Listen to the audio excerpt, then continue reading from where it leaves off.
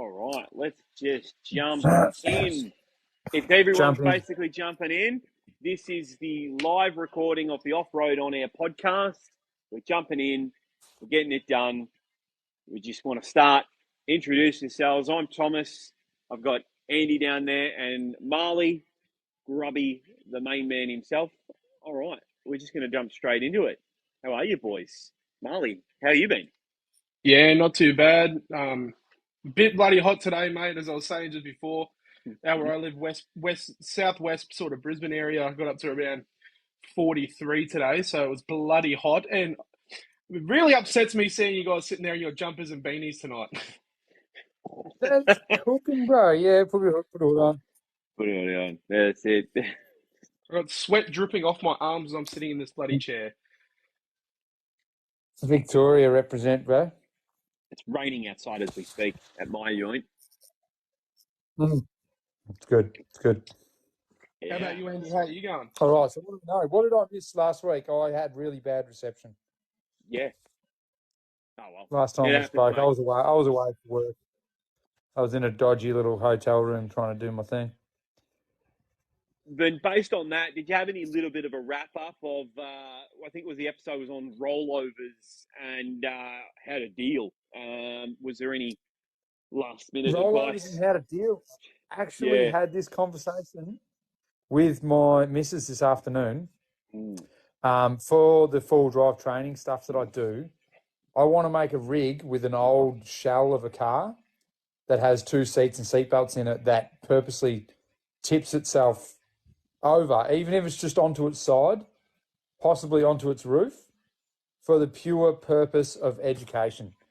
Just because you can do, and anyone that works fly in, fly out will know, you need to do the helicopter into the pool upside down. And when you're upside down, you lose track of where you are. You lose track of what's up, what's down, which way to get out of the car. You don't remember where you came from. You're not quite sure where you are. You get disorientated. So I would really like to build a rig for purely educational purposes, that you hop in, you strap your seatbelt on, you hold on the steering wheel, we tip it upside down, and you climb out the window. Wait, go back. Because I have no idea about like the FIFO stuff. Do they do training like that they've got to get out of an upside down helicopter offshore, in water? Yeah. Yeah, offshore oil rigs. Yep. If you fly offshore, they put you into a helicopter and they drop the helicopter into a pool upside down and you have to get out. Yeah, wow. Yeah, that's why you get the big bucks, bro. Yeah, right. I did not know that. That's epic. And you can clearly fail that is epic, test. but yes, you would fail, you reckon? Oh, no, like you could clearly fail that, yeah. Like if they had to pull you out themselves. Yeah, and then you don't get the job. Yeah. Yeah. You don't get the job. It's one of the safety requirements. You have to be able to do it. Fair. Fair enough. Yeah. So for rollovers, look, preparation, man. No loose items in the cab. And it's not you get in the car every day. When you get in the car, you put your seatbelt on and drive off. You don't do it because you plan on being in an accident. You do it just in case you're in an accident. You've got it there. So yes, if you're going on a big full drive trip, you want to put your rollover seatbelt on before you leave home. Yeah. Yeah, absolutely. Whew. Very important. Always seatbelts. Heavy stuff. Yeah, always. Like that, lifesaver. Absolute lifesaver. Yeah. I now know. Yes. I now very well know. That's last week. This week we are talking. Yep. We're doing big trips, big people, lots of cars, big convoys. Yeah, what to prepare for, how to organise, group organisations, communication. It starts and then finish at the finish. What group do you type to travel? How do you travel? Do you have a tail end Charlie? What else? Let's start. Go, Marley, give us your 2 cents before I chime in, man, because I do a lot of this. Well, mate, with my age and stuff like that, we haven't had very many big convoys get out of the Facebook group chat or anything like that in a while. So I haven't had much experience, but definitely just over the last weekend that I've had heading up to Rainbow Beach with some of the boys, it'd definitely be comms are a major thing. Not like we had a bloke, it's a straight up and down beach, and he went missing for half an hour. We didn't know where he went. Turns out he went to the toilet with his partner, but we thought he'd been in an accident or something like that. We're looking up for him up and down the beach, but just simple set of comms and making sure your comms are on as well is a big thing. So many people turn them off, not realizing that I'll turn them on when I need them, but you always got to have them on for if you need them. You know what I mean? And then, yeah, just basic preparation. Can I chime in there, Marley? That might be Yep. the, like we're talking, the business in the front, party in the back.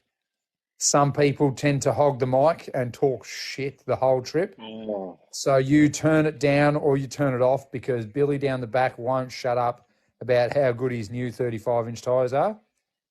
So as we were mentioning, a channel for convoy communication and a channel for banter. And whether that's just one channel up, so you can flick between the two. So channel 25 is, you know, what we're using. Channel 26 if you want to talk shit. Yep. And so continue, Marley. I just had to throw that one in.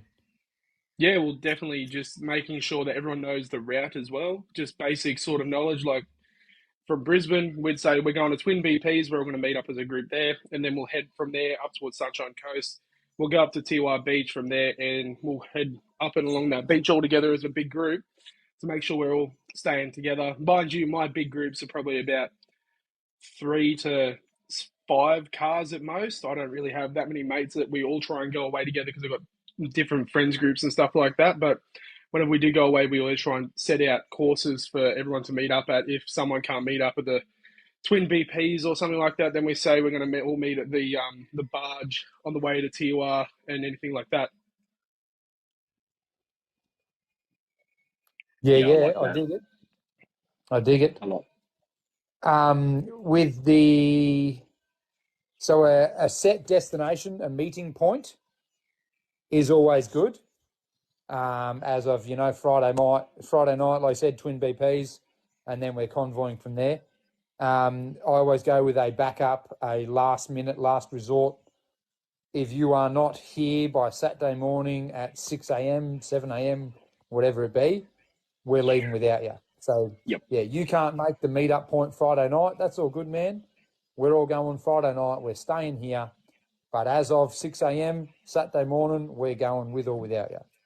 Yeah. And then from there, it is up to then the lead rider or lead driver. I'm used to doing this in bike convoy. So the lead rider who would lead the way, he'd have his second in charge, which is then the bloke that is in charge of traffic control, shall we say. He's the one that looks over his shoulder. He's the one that will stop if he has to. The lead rider keeps on leading. That's his job. That's all he does. Damn he right. Just leads on. So the second man, he can stop. He can end up at the back of the pack. It doesn't matter, second man. And whether it's a pack of 10, pack of 20, pack of 30, pack of 40, it doesn't matter. And really, it's hard to do. It takes two to tango. You got to have a good right hand man to make it happen. And then, like you're saying, Tom, a tail end Charlie, you need a bloke down the back that's going to keep it all together when shit hits the fan and everybody starts stopping. And especially now, this day and age, with everybody wanting to take some photos for the gram, which we mentioned the other night, Tom. So we'll just say a 10-car convoy, one to 10. So 1 is the leader. Car 2, they can pull over wherever they want and stop, but car 3 must keep going. Car 4, keep going. Car 5, keep going. Car 6, keep going. Once car 10 gets their tail end Charlie, who was car 2, now must become car 9. They do not drop behind tail end Charlie. And they join the back of the track. And now that continues until car 3 stops, car 4 stops, car 5 stops, car 6 stops. Before you know it, car 9 has now worked their way back up to car 2. The convoy keeps moving. And everyone basically gets a chance pretty much at the front and at the back as well. Yep. And you get a chance to drive past other people And like you might have a friend that's got kids in the car and you've got your kids in the car and, you know, you're 6 cars apart. You don't get to see each other all day. Yeah. So that stopping and rotating, you get a chance to drive past each other and wave. The kids get to hang out the window and say hi to their little friend. And it keeps it moving, but it keeps it social. And that's the reason we're doing it. We're doing this for social interaction. If you just want to go out, drive and race around, go do it by yourself. Yeah, and do it in smaller numbers than what we usually plan, which is like, 12 cars? That's nothing to sneeze at when you're doing high-end, difficult four-wheel drive tracks as well, too. Oh, definitely. Yeah. Yeah. And there's another small rule that I go with, which is adding time. So if you can do a track in 2 hours with 2 cars, for every additional car, add another half an hour. Yeah, it's about right. So 2 hours for 2 cars, it becomes 2.5 for 3. Yeah. It becomes 3 hours for 4 and continue down the line. So when you've got 10 cars, that 2-hour track has now become a 5-6 hour track. That is very true. Yeah, because people stop and they park in the way so the car behind them can't get round and stuff like that. Like you said, someone doesn't turn their radio on and they miss a turn, but then the car behind them follows them. Next thing, you've got car 1 to 7 are all going the right way, but car 8 and 9 have gone the wrong way. Car 10 gets to the intersection and says, hey, what's going on? Where is everyone? And now you've got a heap of backtracking to do to try to sort it out. So that communication is key. The cornerman system, you know the cornerman system, Tom? I do know the cornerman system, and Andy, you're going to explain it really much better than I do as well, too. Simply, you don't just follow the car in front of you around the corner. So the car number 1 is going to stop at an intersection. You can turn left or you can turn right. Car number 1, the lead car, he's going to stop. When car number 2 pulls up, car number 1's going to turn right.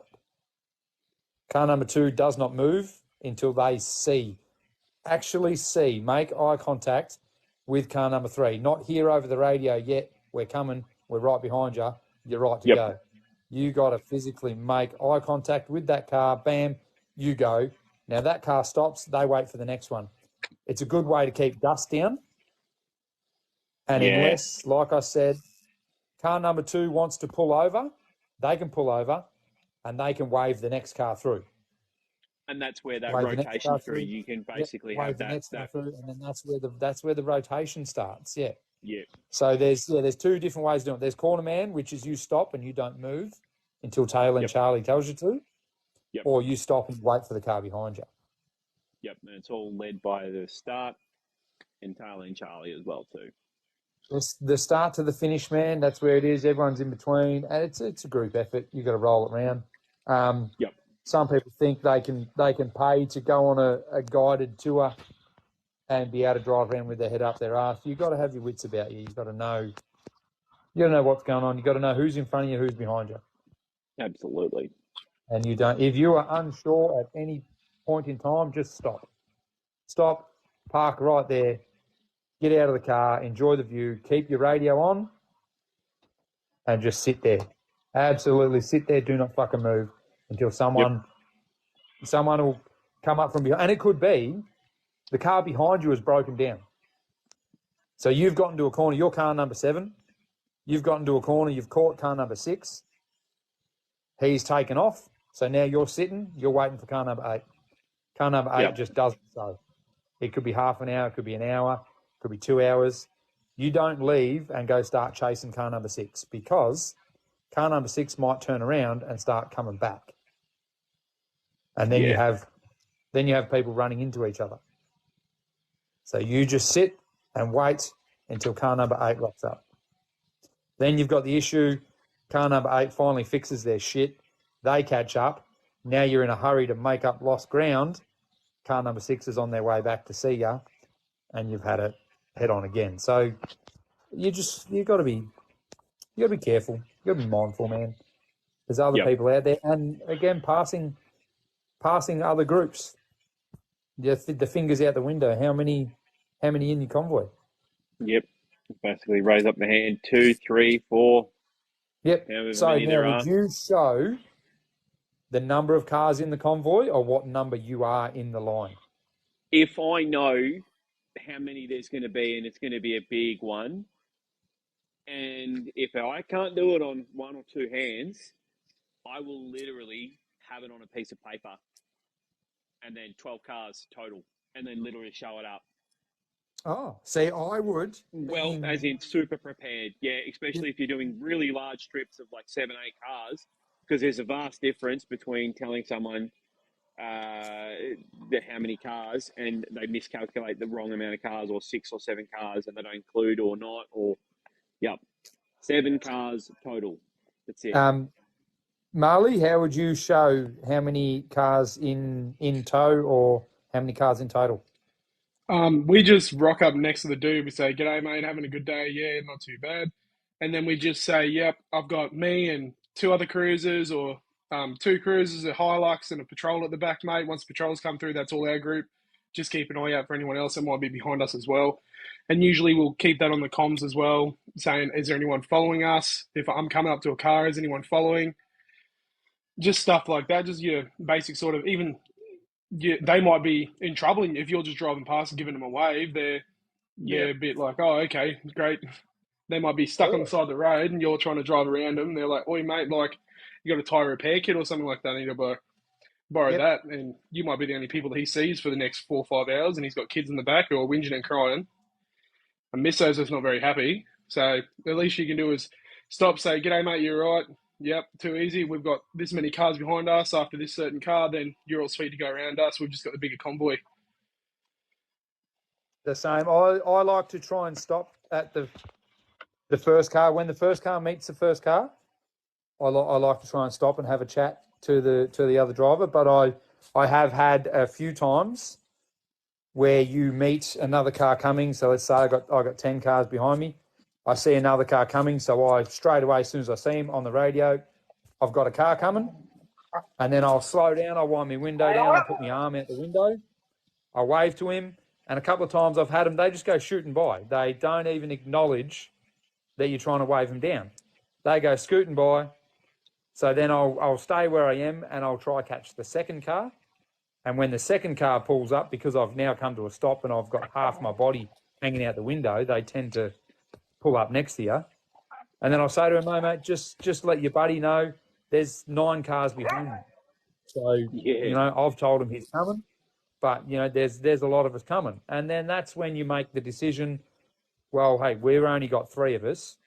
We'll move out of the way. You boys can shoot through.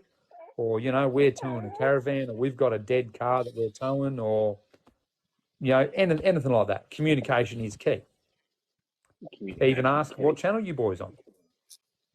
Communicate. What channel you boys on? Oh, we're on channel 16. All right, sweet. Well, we're on channel 24. Yep. See you later. Have a good day.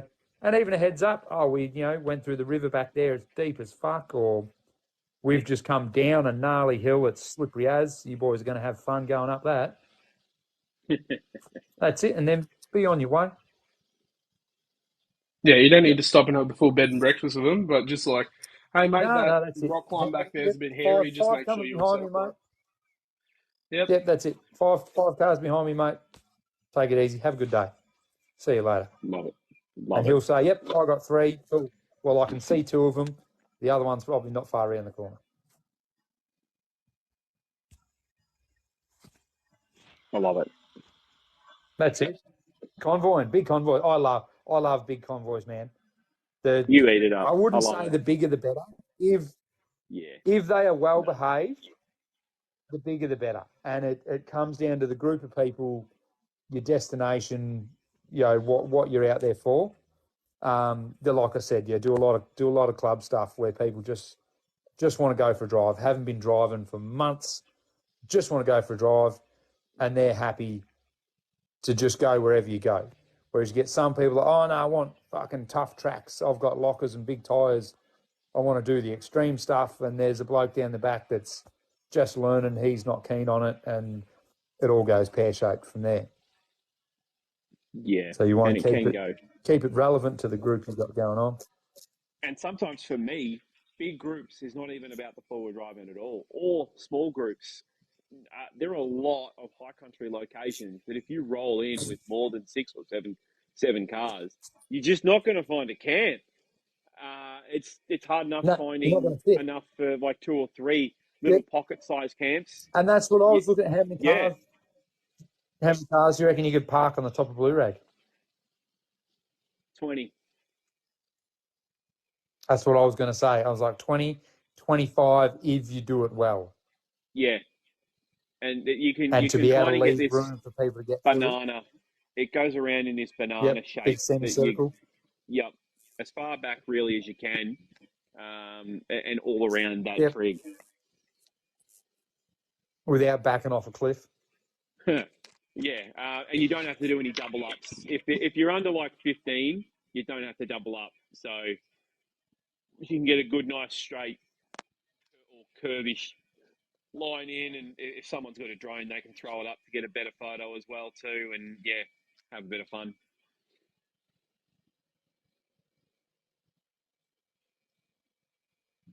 And I like parking, especially like Blue Rag for us. That's the main reason why I chose the track, because I know there are big, large, major spots where you can pass people on, except for one, the tiny location up to the T intersection off to Basalt Knob.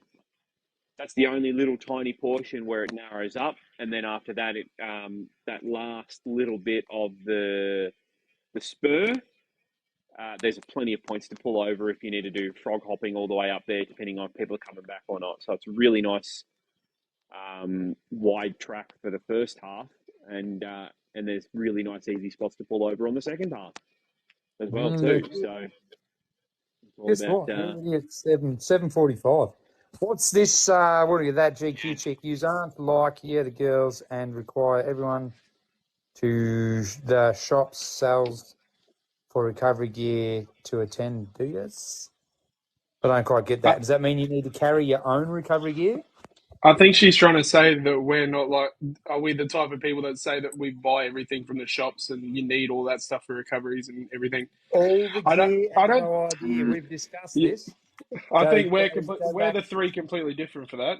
Yeah, go back a couple of podcasts. We've discussed having all the gear and no idea. Look, it is good to have all the gear, and even if you don't know how to use it, you're better off to have it, because I'm more than happy to help anyone. If I drive past anyone and they are stuck, I'm more than happy to help them. But when I've got to get my own gear out and get all my own, because I clean all my snatch straps and everything, I keep my shit relatively tidy. When I'm dragging my shit through the mud to get you out, I get pretty pissed. But when you bust out a nice fresh kit and you go, mate, can you help me? I'm there all day. I got nothing but time to help you. When I'm using my own shit, you're coming out the quickest and fastest way possible, and then I'm leaving your ass on the side of the road. I don't know about that, Andy. I was over on Rainbow Beach on last weekend, and there was a nice tidy TD42 patrol that was bogged in the middle of freshwater. And guess who had to come and save him, mate? Big Ruby, mate. Is there the old Pulled right A up to the next to rescue? him. Yeah, old NA80 to the rescue. Pulled him all the way back the way through, up and around the corner through freshwater. It's a pretty soft bit inland track in Rainbow Beach, so I don't think he was expecting it. And he's like, "Oh, I know you from TikTok." Yeah, I love that. no, you definitely, as long as you got your pressures own were in his recovery gear. tyres? I think he said he was running 20. You can go Still up lower. a bit high. Yeah. You can I go was lower. running about 16 to 18 on the 80 series when we Let were him down. on the beach. Recovery pressures around that 10-15. And that's the same. Like in a big group, you pull over and air down, that could take an hour. Oh, easily. Whereas you get everyone to pull over and air down, that could take an hour. Whereas if you've got 20 minutes up a tar road in the morning, tell everyone air down before we leave. We're leaving at 8 o'clock. Be aired down and ready to go we're on the road. And that's the same with like lunch. Are we stopping at a certain point for lunch, or is it lunch on the go? All that stuff's sort of got to be covered before you leave in the morning, so everyone knows what they're on. Because you don't want to have a group of 20 people all going, oh, when are we stopping for lunch? And you're going, well, fuck, we've got some ground to cover, and you guys are dragging the chain, so there's no time for lunch. Yeah. So you just run through, and we sort of call it a driver's briefing. In the morning, the night before, right, this is what's happening. This is how it's going to happen. Get your shit sorted, and away we go. Yeah, pretty much. Is that PSI? Right. We'll go. Yeah, I think 10 straight around the peaks. 10's a bit low. That's if you definitely 10 really PSI, soft. man. Fuck no, I'd go 8, even 5 sometimes. Yeah, that's only if it's real soft, boggy stuff. But then you got to remember, you still got to make sure you don't run a bead off the tire as well. 10 psi for beach, Bead 14 lock for at Marley. rocks. Yeah, I want to get some bead locks. That'd be nice. I glue my tires. Yeah, I glue my tires to the rims. Redneck bead locks. Yep. You're not going to like it, Andy. Redneck bead locks, baby. Well. It's this. Yeah, it's this special rubber cement shit. It actually melts the tire to the rim. So I'll buy new rims and new tires. I'll glue the tires to the rim, and when they're 50%, 40%, sell them. Rims and tires sold, gone. Very nice. That's a good idea, actually. If it works, it ain't silly. Yeah, absolutely right. Yeah. You're not going to be very happy with me, Andy, but I for do this have a summer, I way bought a of popping rooftop them off. tent. Yeah, that's the go, man. Oh, no, you don't like rooftop tents, mate. All that extra weight up top to help you tip over a bit more. Ruby just wants to go for a lie down, mate. Yeah, you would have learnt from your Victorian experience, man. We don't want weight up there. No, we do not. No, we don't. Yeah. All right, well, we got to wrap it up. We'll wrap it up. Yep. That was nice and that was good. I love it. It was good. Marley, what's your socials? See you later, guys. My name's Marley Grubby. You can find me on all social media, YouTube, Instagram, TikTok. Marley Grubby 2, I think it is, on Snapchat if you really want me. And yeah, a couple of YouTube videos coming out soon, hopefully. I've just been real slack with posting them. I don't know why, but same as on TikTok, I've got quite a few. Sorry, so hot up here. Quite a few TikTok videos in the making at the moment, so hopefully those will be out soon. But yeah, if you guys want to support me at all, head on over to YouTube. I'm trying to grow that platform. I think we just hit almost 300 a few days ago subscribers. So hopefully once they get to that 1,000, we'll be cheering. Love it. All right, I'm going to jump in. I am Thomas John Freeman on YouTube and TikTok. That's where you can find me the most active. But I also have Instagram and Facebook. That's Foodball Driving. That's my old school handle. I've kept it going. Who knows? 2024 is coming up. I might do some more food videos. I'm definitely going to do some food on this trip coming up. So that'll be really, really awesome. I've been really slack myself. I've just been chilling out in the shed, making stuff in the shed. I've been wanting a little bit back on the four-wheel drive stuff for the last month, but December is going to be an absolute mad month. A little bit of November as well too. So I'm going to be hitting and quitting it a fair bit coming up to Christmas, and summer is just going to be so fun for me. Andy, finish it up, mate. Righto. So you can find me All Access Off-Road everywhere. That's your TikTok, your Insta, your Facebook, and YouTube. All Access Off-Road. Thank you for listening to the Offroad OnAIR podcast with myself, Thomas, and Marley. Tune in for more. Love it. Thanks very much, boys. Sweet as. Cheers, guys. See ya. Awesome. We just want to finish up, boys. I'll talk to you later. Because Andy, it looks like you've got to go to bed. I'm looking at that time. Yeah. That's it. 8 o'clock's my bedtime, mate. I think it's time to chuck the aircon on. I gotta go and feed the dogs. This one dog of mine is just annoying the hell out of me, so I gotta go feed her so I can calm that one down and sort out the rest of the fam. Too easy, boys. Peace out, ladies and I'll gents. We'll chat to speak to you you guys a shortly. bit later. So, See you, boys. Love ya. Have a good night. love you, Marley. Love you, Ado.